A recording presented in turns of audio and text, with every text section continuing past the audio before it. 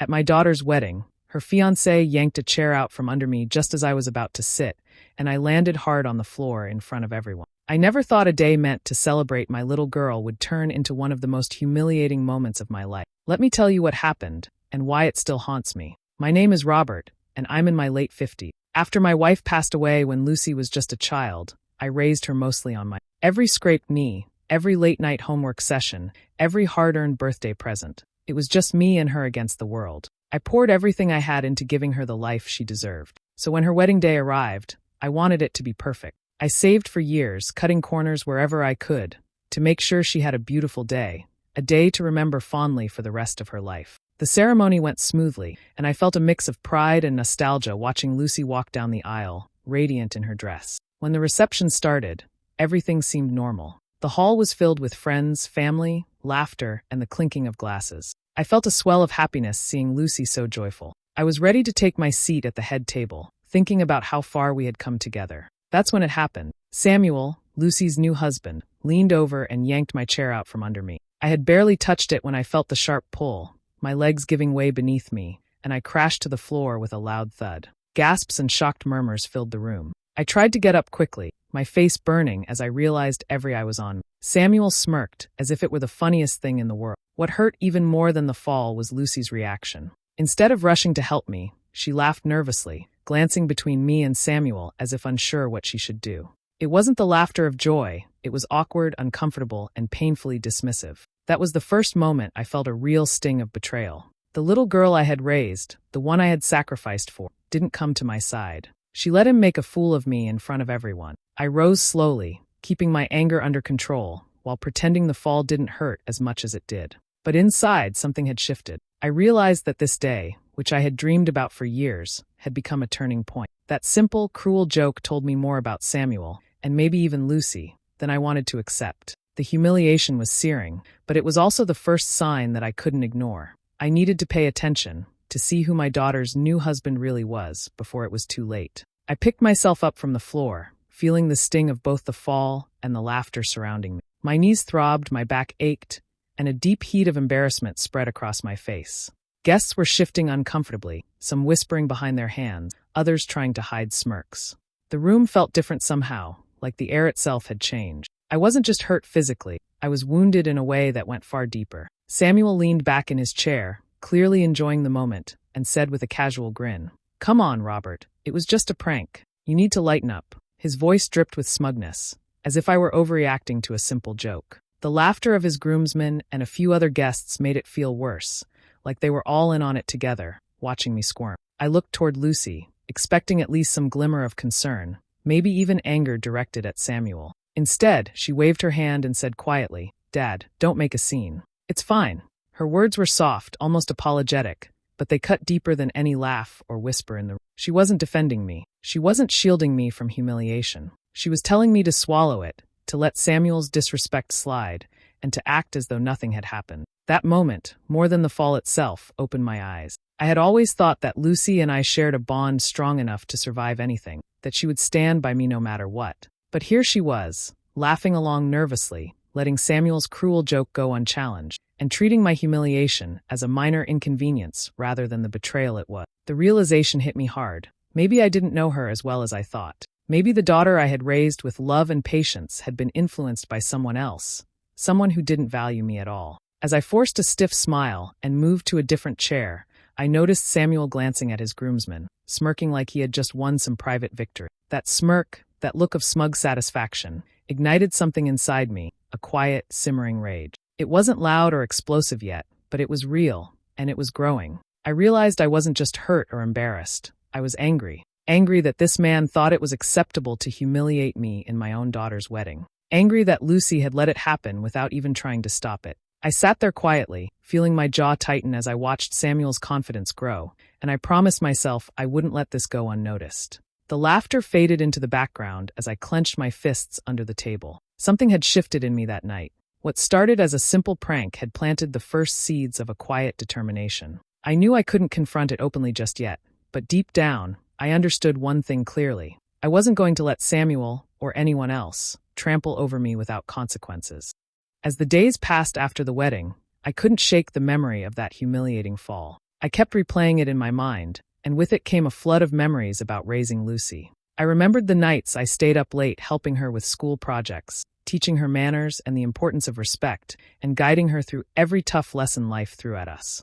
I remembered the long afternoons we spent volunteering at the community center, instilling kindness and empathy, the same values I had always hoped she would carry into adulthood. All of that effort, all those sacrifices, suddenly felt fragile in light of what had happened. I also thought back to the day Lucy first introduced me to Samuel. I had noticed small things that bothered me, a touch of arrogance, a flippant way of speaking, but I had pushed those feelings aside. Lucy had been so happy, glowing with excitement, and I didn't want to be the one to dampen her joy. I told myself it was fine, that she would learn to see the man for who he was on her own. I wanted to trust her judgment. I had wanted to support her. But after the wedding, things started to feel different. At family gatherings, I noticed the little digs Samuel would make. Nothing overt, just subtle remarks meant to make me feel small. A sarcastic comment about my job, a dismissive chuckle when I spoke, tiny gestures that made me second-guess myself. At first, I tried to dismiss them, thinking maybe I was reading too much into it, that the wedding day embarrassment had made me hypersensitive.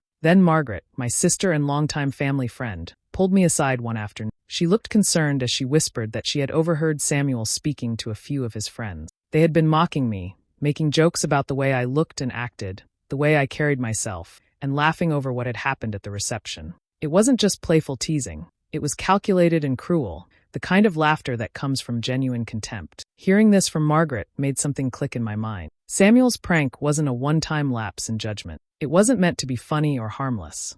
It was deliberate, a sign of how little respect he truly had for me. My heart sank as I realized the depth of his disrespect, and a knot of anger and disbelief formed in my chest. The person I had reluctantly accepted into Lucy's life wasn't just immature or careless. He was deliberately undermining me, belittling me behind my back, and manipulating the situation to his advantage. It was a painful moment of clarity. The bond one had always believed I shared with my daughter suddenly felt more fragile. Samuel wasn't simply a new addition to the family. He was someone who saw me as a target, someone who had no regard for the man who had raised Lucy with so much love. And as I sat there thinking, I knew I couldn't ignore it any longer. This wasn't just about pride or hurt feeling. It was a warning sign that the man my daughter had chosen was dangerous in a way I hadn't anticipated. A few months after the wedding, Thanksgiving arrived, and I tried to focus on family, on gratitude, on keeping things normal. I had decorated the house, prepared my famous stuffing, and made sure everything was just right for Lucy and Samuel, hoping the day would be peaceful. But from the moment we sat down at the table, I sensed a tension in the air I hadn't felt before. Samuel's eyes were sharp, calculating, and I felt the familiar unease creep into my chest. As we began passing dishes and exchanging polite conversation, Samuel leaned over with that same smirk I had seen at the wedding. He made a comment about my cooking, loud enough for everyone to hear, suggesting that maybe I had burned the turkey on purpose because I wanted attention. There was laughter around the table, and my stomach twisted. But what hurt even more than the comment was Lucy's reaction. Instead of giving me a glance of concern or defending me, she chuckled softly, clearly siding with Samuel, as if it were all part of a harmless joke. My own daughter was laughing at my expense. The laughter echoed in my mind, and for a moment, I felt like I couldn't breathe. The humiliation wasn't just about Samuel anymore. It was about the realization that Lucy, the person I had raised with so much care, had allowed herself to be swayed. It wasn't a misunderstanding. She had chosen to laugh with him instead of standing by me. That feeling of betrayal cut deeper than any insult Samuel could have thrown. After dinner, when the rest of the family had gone to the living room for dessert, I confronted Samuel quietly, away from the others. I kept my voice low but firm, trying to make sure he understood that there would be consequences if he ever crossed this line again. "You don't get to treat me like this," I said, my hands clenched at my sides. "You never humiliate me in front of my family, not again." Samuel just leaned back, grinning, completely unbothered. "You're just old and bitter," he said casually, as though dismissing me were effortless. "Lucy's my family now, not you." His words hit me like a punch. That was the moment I realized something crucial. My daughter had been manipulated. She wasn't laughing out of innocence or amusement. She had been swayed by him, made to see me as the outsider, the obstacle. I left the room with a heavy heart, my anger simmering beneath the surface. The realization that Lucy could be influenced so easily, that Samuel had been chipping away at the respect and trust we had built over decades, ignited a fire inside me. This wasn't just about a joke or a careless remark anymore. It was about protecting my daughter from a man who was undermining everything I had worked for. As I sat quietly later that night, thinking over every moment, every sneer and laugh, I began to formulate a plan. I would not act rashly, but I knew one thing for certain. Samuel's games had crossed a line, and I wasn't going to let him continue. The humiliation, the betrayal, the smirks, they were all feeding a quiet determination with. I would make sure he couldn't hurt Lucy or me again, and I began to plan carefully, knowing that the time to act would come. After that Thanksgiving, I decided I couldn't ignore Samuel's behavior. The humiliation, the disrespect, and the subtle manipulation had opened my eyes, and I realized I needed to know the man my daughter had married. I started paying closer attention to Samuel's habits, his conversations, even the way he interacted with others. At first, it was small things, casual remarks about buying expensive gadgets he didn't need, jokes about losing money at a poker table. But soon I noticed a pattern. Samuel seemed proud of his reckless spending, treating it like a badge of honor, as if being careless with money made him clever. One evening, while visiting Lucy and Samuel, I overheard him boasting about a recent gambling win, talking loudly enough that I could catch every word. He bragged about how he had doubled a bet in a single night, laughing at the thought of risking so much.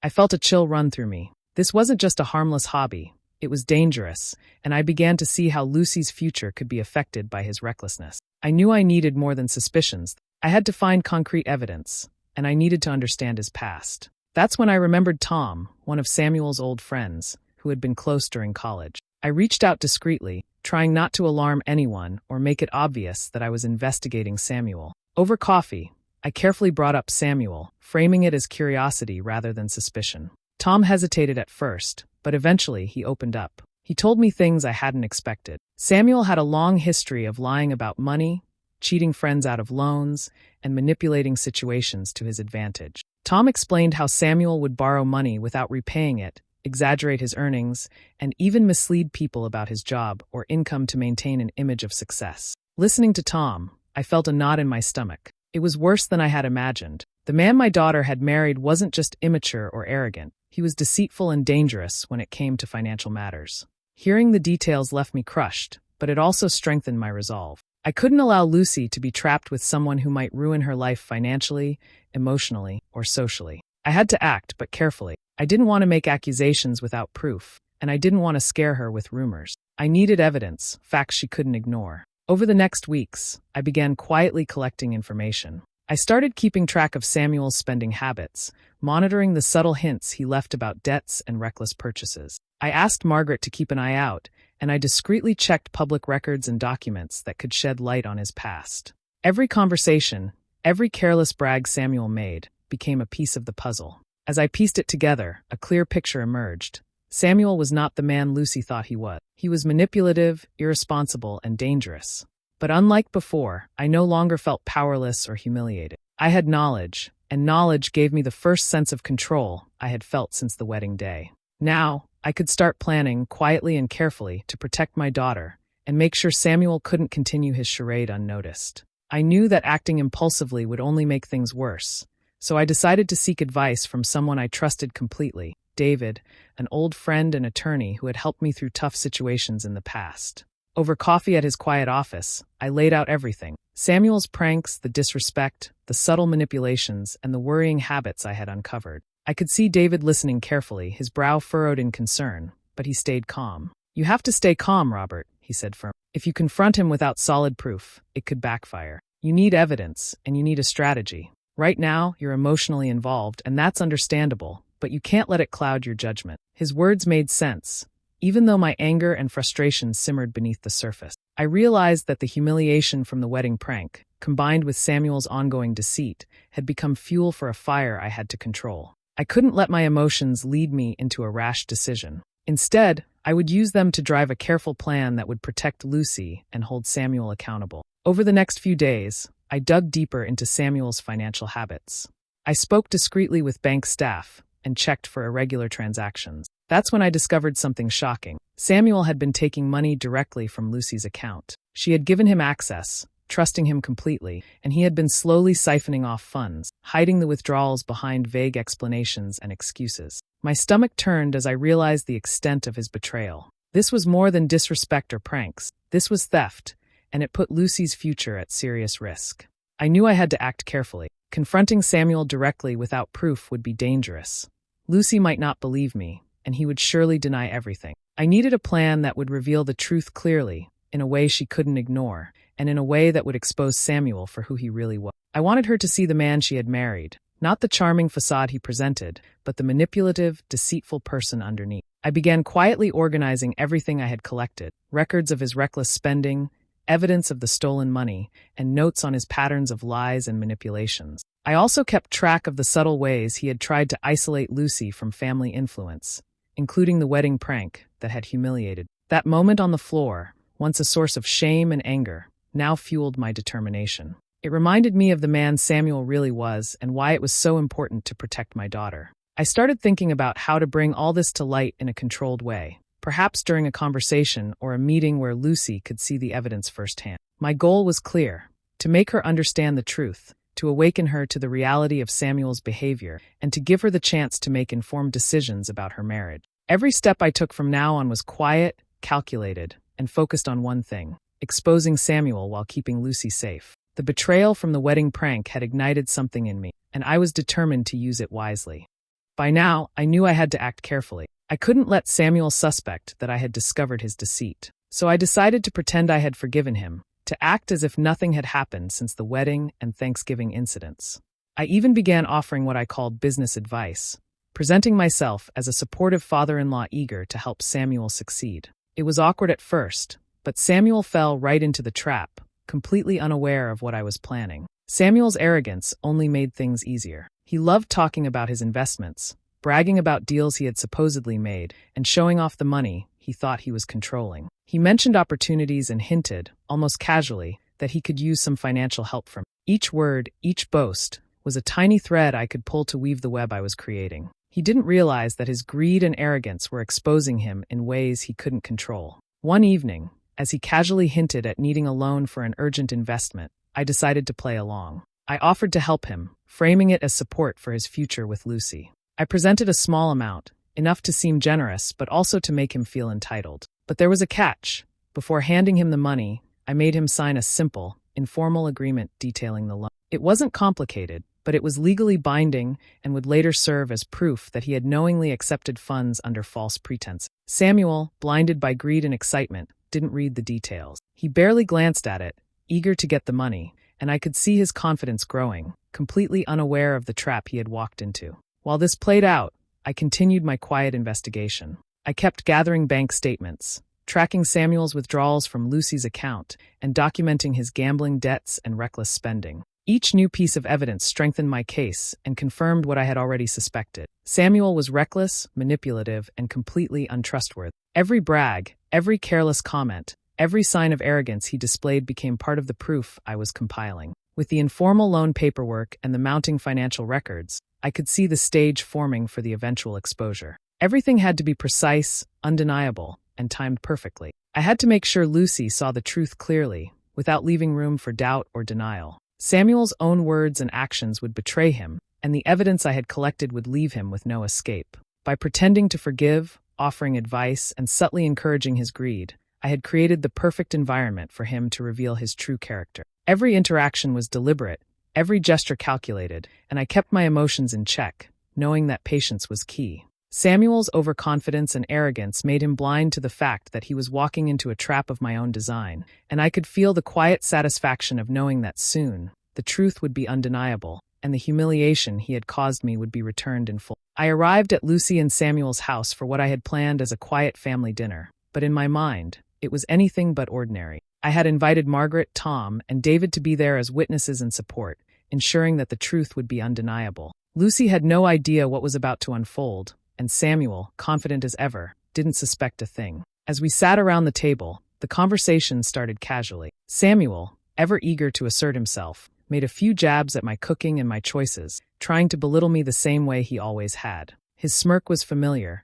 and I felt the old sting of humiliation, but this time I stayed calm. I had spent months collecting proof, and now the moment to reveal it had finally arrived. When the main course was finished, I leaned back slightly and said nothing at first, letting the tension build. Then, slowly, I pulled out the signed loan papers, holding them where everyone could see. Samuel's confident grin faltered, but he tried to maintain composure. I let him squirm for a moment before continuing. I laid out every detail, explaining how he had taken money from Lucy's bank account without her knowledge, how he had lied repeatedly about debts and investments, and how his reckless gambling had threatened not only his finances but hers as well. I reached into my folder and brought out the collected bank statements, withdrawal records, and evidence of his gambling losses. I spoke clearly, calmly, and deliberately, making sure every word was heard. "Lucy," I said, keeping my eyes on her, "this isn't just about arguments or jokes. Samuel has been draining your accounts for months. He planned to take advantage of your trust and leave you financially ruined." Lucy froze, her fork halfway to her mouth. Shock and disbelief spread across her face. Her eyes darted between Samuel and me, unable to process what she was hearing. The laughter and casual dismissiveness from before vanished, replaced by a silence that weighed heavily on the... Samuel tried to speak, to deny it, to twist the story in his favor, but every denial faltered when I presented the evidence. The loan papers, the bank records, the financial statements, they all spoke louder than his words. His confident posture crumbled as the undeniable truth became clear. Even his friends, sitting quietly, could see that he had been caught red-handed. For the first time, Lucy looked at him with real clarity. The man she had laughed with at my humiliation, the man she had trusted, was revealed as deceitful and manipulative. She reached out to me, trembling, and whispered, "I had no idea." Her voice was full of guilt and disbelief. I remained calm, letting the evidence and the story speak for themselves. Samuel's arrogance, once a shield, had become his downfall.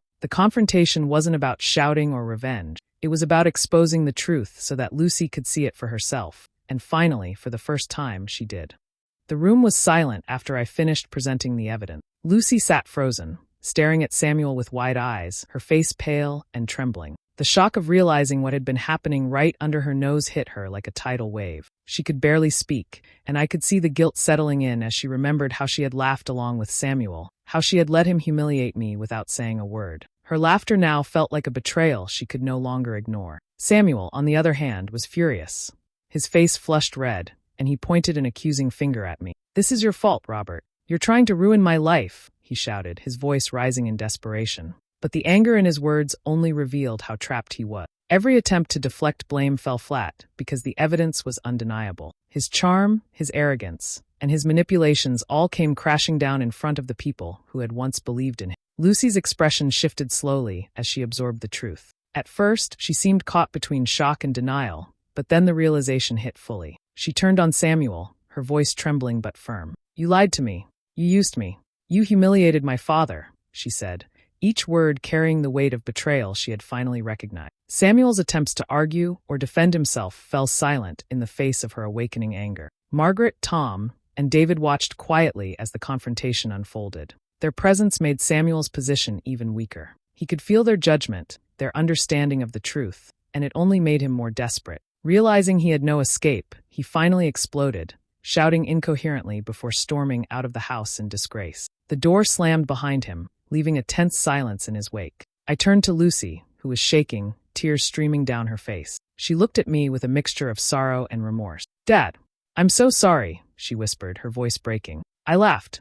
I didn't defend you. I was blind to what he really was. Please forgive me." I pulled her into my arms, holding her tightly. My heart ached, not just for her, but for the months of quiet betrayal I had endured, for the moments when I felt my own daughter had chosen a stranger over me. It hurt deeply to think how easily she had been influenced, how quickly she had sided against me. But seeing her recognize the truth, and finally feel the weight of what had happened, brought a strange mix of relief and sorrow. We stayed there for a long moment, letting the tears fall, letting the emotions settle. Lucy's apologies were heartfelt, her realization painfully clear, and though the wounds would take time to heal, the bond between us began to mend. I forgave her, but not without remembering the betrayal, not without carrying the memory of how quickly she had sided with Samuel. It was a painful lesson, one that would stay with us both, but it was also the start of rebuilding trust. For Lucy, the shock and grief were overwhelming, but it was a turning point. She finally understood who Samuel truly was, who she could trust, and the depth of love and protection I had always tried to give her. And though the fallout left scars, it also opened the door for honesty, understanding, and a chance to heal together. Weeks passed after the confrontation, and the consequences of Samuel's actions began to take shape. Thanks to the careful collection of financial records, the signed loan paperwork, and the thorough guidance of David, Samuel faced legal action. The courts were unforgiving. There was no room for his denials or arrogance. Each document we had gathered told the story of his lies, his gambling, and his theft from Lucy. Samuel, who had once strutted around with confidence and smirks, was now forced to answer for his actions in front of lawyers and judges. It was justice served, meticulous and precise, and it carried a satisfaction that wasn't about revenge. It was about righting the wrongs he had committed. Lucy, still stunned by the revelations, made the painful but necessary decision to file for divorce. Her marriage, which had started with love and hope, had been built on manipulation and deceit. The humiliation of realizing that she had trusted someone so unworthy of her faith weighed heavily on her. But the divorce was a step toward reclaiming her life and dignity. She leaned on me during this time, often seeking comfort in my presence, and I could see the mix of relief and lingering guilt in her eyes. The betrayal she had unknowingly participated in still stung, but she was beginning to understand the importance of boundaries and trust. I never felt the need to gloat about Samuel's downfall. That wasn't the point. The point was to protect Lucy, to make sure she could see the truth before the damage became irreparable. I quietly stepped back, giving her space to rebuild her life, to find her footing again, and to learn from the experience without my interference shadowing her every move. It was a delicate balance, being there for her without controlling her decisions, but it was necessary for her growth and healing. In quiet moments, I found myself reflecting on the wedding day, the day I had fallen hard onto the floor in front of friends and family. Back then, the fall had been a symbol of humiliation and betrayal, a moment that filled me with anger and disbelief. Now, looking back, I realized it had been the first step toward exposing Samuel's true self. That painful moment had set the entire chain of events into motion. It had sparked a determination to protect my daughter, to uncover the truth, and to ensure that justice was served. There was a bittersweet feeling in knowing that while the humiliation had been real, it had led to something meaningful. I had shielded Lucy from further harm, given her clarity, and helped her regain control over her life. And though the memory of her laughter during Samuel's pranks still stung, it was tempered by the knowledge that we had emerged stronger together. In the end, I felt a quiet peace. I had been tested, humiliated, and even momentarily doubted by my own daughter, but I had acted with purpose, patience, and care. I had protected her, and that knowledge, above all, was worth every bruise, every moment of doubt, and every sleepless night. The wedding fall, once a mark of shame, had become the catalyst for truth, justice, and a restored bond with my daughter. What do you think about Robert's choice to stay patient and gather evidence instead of confronting Samuel right away? Should he have acted sooner, or was his careful plan the best way to protect Lucy? Share your thoughts in the comments. I'd love to hear your opinion. And if you enjoy stories like this, make sure to subscribe and turn on the notification bell so you don't miss any new episodes.